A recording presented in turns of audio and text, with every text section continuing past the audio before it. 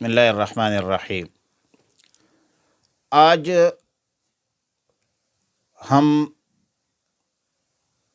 قضا اور کفارہ پر گفتگو کریں گے، یعنی وہ صورت ہے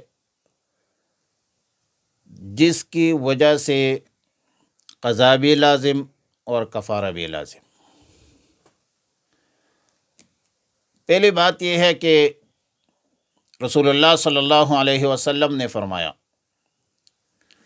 کہ جس نے بغیر کسی مجبوری،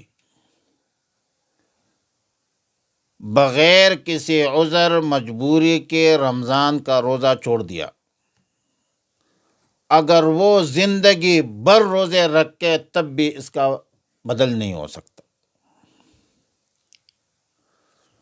اب رمضان شریف میں جان بوجھ کر قصدن